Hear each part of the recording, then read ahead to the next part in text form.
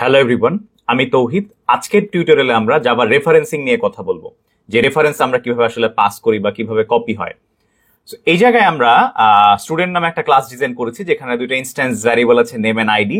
There is a constructor and make call নামে একটা method আছে, যে মেথডটা দিয়ে অ্যাকচুয়ালি আজকের টিউটোরিয়ালটা কমপ্লিট করবো আমরা।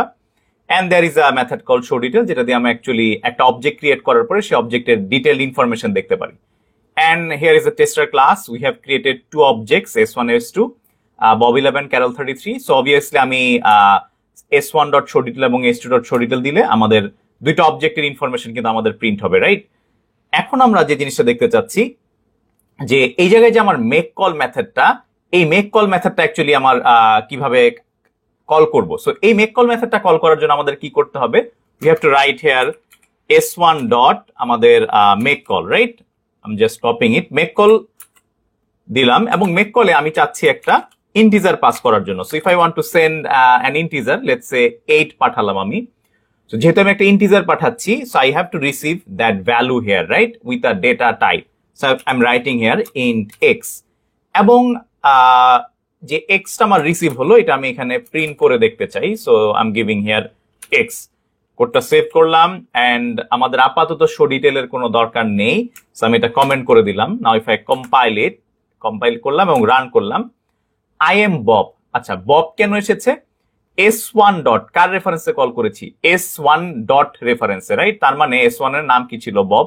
সো S1 এর রেফারেন্সে যখন আমি ডিজাইন ক্লাসে যাচ্ছি, when I'm printing the name, যেহেতু আমার কনস্ট্রাক্টরের থ্রুতে আগেই নেমটা আপডেট করা হয়ে গেছে, নেম এন্ড আইডি।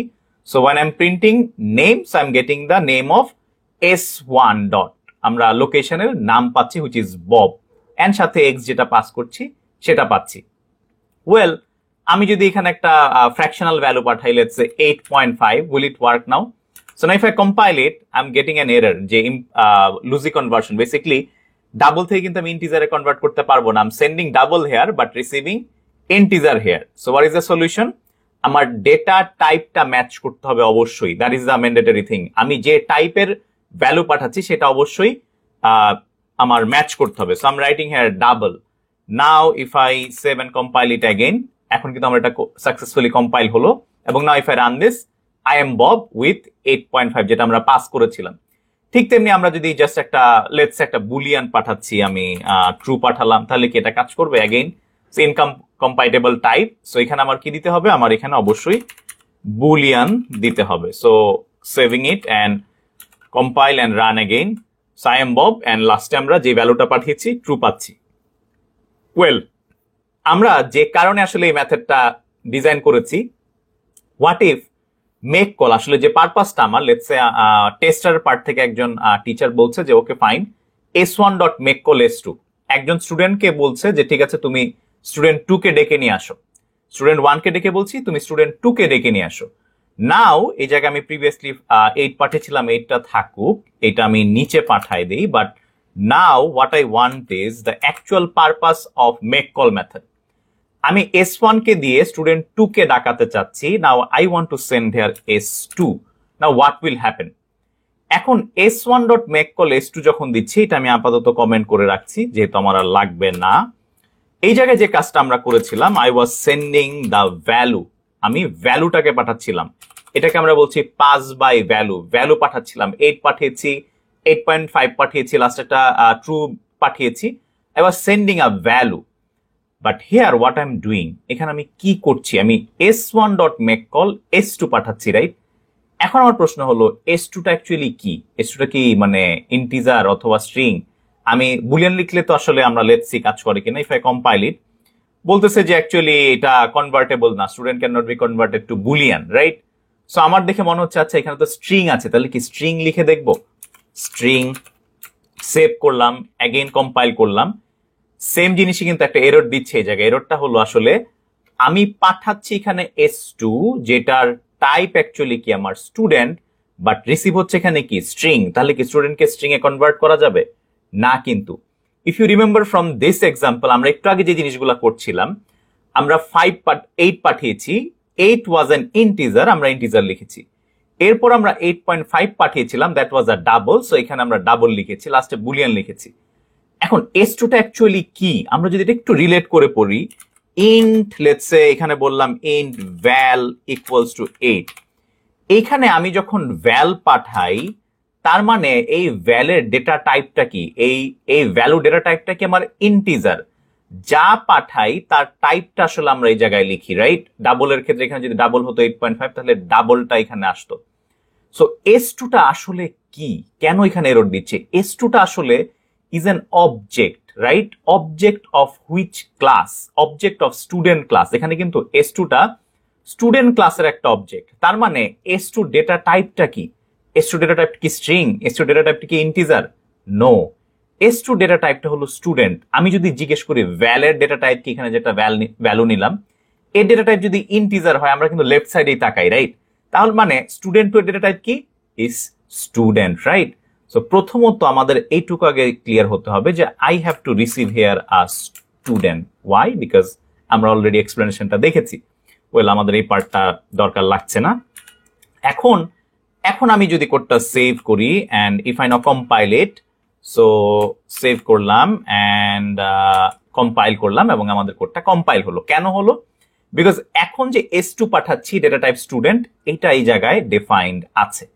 ওয়েল, আমরা এই জায়গায় কোডটা যদি এখন রান করি, সো এই কোডটা আমাদের টেস্টার পার্টটা রান করতে হয়। আমরা টেস্টার পার্টটা যদি রান করি, এখানে আসছে I am Bob which is basically S1। Make call হয়েছে কার রেফারেন্স? এখানে কিন্তু একটা জিনিস ভেরি ইম্পর্টেন্ট, মেক কল হয়েছে S1 এর রেফারেন্সে, দ্যাটস ওয়াই আমার আই এম বব এসেছে। অ্যান্ড দেন আমার প্রিন্ট এক্স করলে I am getting a memory location, right? কেন মেমোরি লোকেশন আসছে? আমরা যদি এই জায়গায় জাস্ট একটা প্রিন্টিং স্টেটমেন্ট দিয়ে কল করার আগে S2 টা প্রিন্ট করি, see if I print S2 here and compiling it again এবং if I just run this code, run করলাম, আমার 7 নাম্বার লাইনে যখন S2 প্রিন্ট হচ্ছে তখন কিন্তু I am getting a location, right? আমার 6769 BBA1। অ্যান্ড ঠিক তেমনি S1 dot make call S2 যখন হচ্ছে, এই S2 টা X দিয়ে রিসিভ হচ্ছে এবং এই লাইনে যখন X প্রিন্ট হয় আমি কিন্তু সেম লোকেশনই পাচ্ছি। সো এখান থেকে আসলে আমরা কি বুঝতে পারি? তার মানে হলো এই জায়গায় আমি কি পাস করছি? পাস বাই রেফারেন্স বলি আমরা এটাকে। আমরা এখান থেকে রেফারেন্সটা পাস করছি। আমার S2 টা কি? It's a variable, but what it holds a location, memory location. একটা রেফারেন্স সে স্টোর করেছে, রাইট? সো এই রেফারেন্সটা আমার X দিয়ে রিসিভ হয়েছে এবং Xটা আমি প্রিন্ট করছি, রাইট? আর নেম প্রিন্ট করলে কেন আমার এখনো বব আসছে, কেন ক্যারল আসছে না, এটা আমরা একটু পরেই দেখবো, বিকজ আমার কল হয়েছে কিন্তু S1 এর রেফারেন্সে। Well, now I am clear that I have sent an object and that object is received by X and I can print that X. So let's name it as OBJ in short form. আমরা OBJ দিলাম। Well, আমার purpose আসলে কি ছিল? আমার purpose ছিল যে আমি একটা স্টুডেন্টকে দিয়ে আরেকটা স্টুডেন্টকে কল করাচ্ছিলাম, রাইট? আমি বলছিলাম S1 dot make call S2 and এতক্ষণ আমি এটুকু শিওর যে I am sending a reference of what? Reference of S2 object, যেটা আমি ওবিজি দিয়ে রিসিভ করলাম এবং আমি চাইলে এখানে ওবিজি দিয়ে প্রিন্ট করতে পারি। But my purpose was not that. আমার কিন্তু এটা পারপাস ছিল না। এখন আমি চাই যে এই মেক কল হলে সে কি করুক? সে বলুক hey Carol, sir is calling you. Let's say এই দুইটা লাইন আমি আউটপুটে দেখতে চাই। সো আমি কি চাই? আমি চাই যে এই যে কল করছি এই কলটা যেন এখানে আসে। সো আমি এখানে লাইনটা আসলে কপি করে নিয়ে এসেছি, এটা আমার অলরেডি লেখা ছিল। So sir is calling you, এই পার্টটা আসবে এবং এখানে আমি চাই যে হে দিয়ে আমরা চাচ্ছি হলো অবজেক্টের নামটা প্রিন্ট করতে। So let's see if it works. So now I want to say hey Carol, sir is calling you. Now S1 dot make call S2 আমি কোডটা আবার সেভ করলাম এবং if I compile this code again, if I run, so I am Bob. আসলে আমি কাকে বলেছি? আমি কিন্তু ববকে বলেছি এই তুমি ক্যারলকে ডেকে নিয়ে আসো। So S1 dot make call S2 যে পাঠাচ্ছি ওবিজি দিয়ে রিসিভ হচ্ছে এন্ড আসছে আই এম নেম। এই নেমটা কেন আসছে? বিকজ অফ মাই S1 এর নেম তো ববি। বাট 12 নাম্বার লাইনে হেই OBJ is a location, right? OBJ is a reference. I have sent the reference. একটা জিনিস সিম্পলি চিন্তা করি তো, এখানে যদি আমি আপনাদেরকে বলি 8 নাম্বার লাইনে S2 এর নামটা প্রিন্ট করতে, এটা কিন্তু আপনারা সবাই খুব সহজেই পারবেন। আমরা এখানে কি লাগবে? Just we need a printing statement here, right? আমি এই জায়গা থেকে উই হ্যাভ সিন অলরেডি, আমরা যদি চাই S2 এর নেমটা প্রিন্ট করতে তাহলে কি লিখবো? s2.name, right? s2.name দিলে কি হবে, আমার ক্যারলের নামটা প্রিন্ট হয়ে যাবে। সো আমি এই কোডটা আবার, আপাতত এই লাইনটার দরকার নেই, আমি এখানে ব্যাক আসবো আবার। So compile it again and if I now run this, Carol চলে আসলো। এখন একটা জিনিস সিলেক্ট করেন তো, if I can access the name of s2 with s2.name, তার মানে কি লোকেশন ডট নেমে যে যদি আমি নেমটাকে এক্সেস করতে পারি, ঠিক এই জায়গায় আমাদের এই লাইনে কি সেম জিনিসটা পাস হচ্ছে না?